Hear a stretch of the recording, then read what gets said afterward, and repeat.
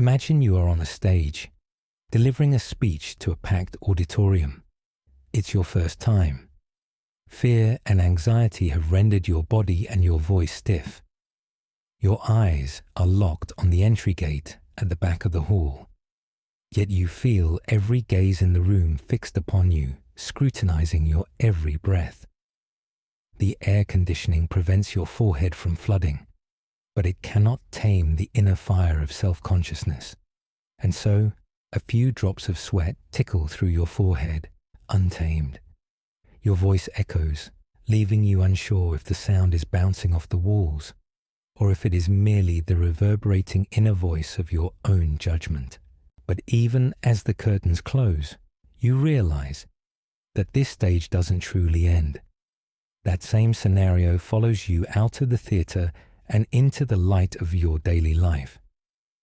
Think of how many times you felt that same pressure, that crushing weight of being at the absolute center of the view. We move through our days as if we are being filmed, but the comedy is, life is not a theater where a crowd sits in the dark to judge your every action. All those voices you hear, those whispers of, what do they think? They are nothing but the echoes of your own mind. We spend so much of our vital reserve cooking these non-existent beliefs, adding recipe after recipe, until the dish becomes a nightmare. Now, while that is the extreme end of the spectrum, we often miss how this feeling persists in a reduced proportion. It isn't always a grand panic that makes you want to rush out of the room. More often, it is a quiet, rhythmic pressure that dictates small, subtle changes in your activity. You stiffen your shoulders as you walk.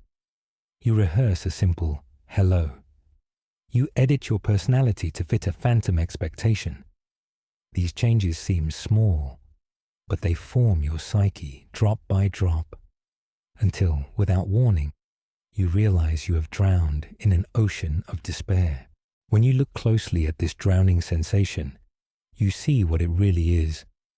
It's like hardwiring that has short-circuited multiple times, an unintended mishap of a functional intended system. Once, this hyper-awareness was our protection. It kept us tethered to the tribe when survival depended on social cohesion. But now, that ancient system has been pushed into a world it wasn't built for. This mishap happens frequently today because of the constant encounters life predisposes us to.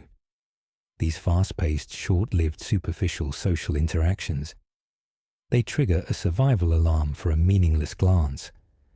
The feeling is obviously real. The heat, the stiffness, the racing heart. But the cause behind it is a phantom. We rarely stop to ask, is this feeling even necessary?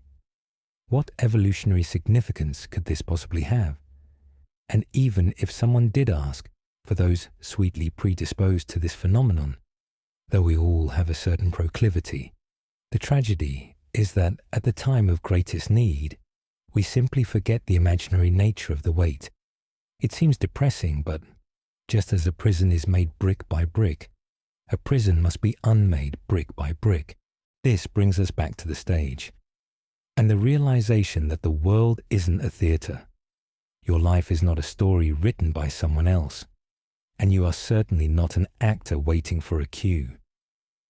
Shakespeare famously said that all the world's a stage, but that is only true when you decide it to be. You cannot escape this arena, but you can choose how you stand within it.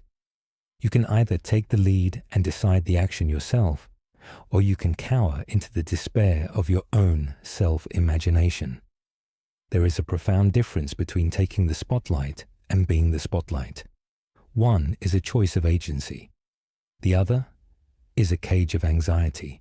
So stop performing for the ghosts in the room. The audience you fear is just an echo of the fire burning inside you.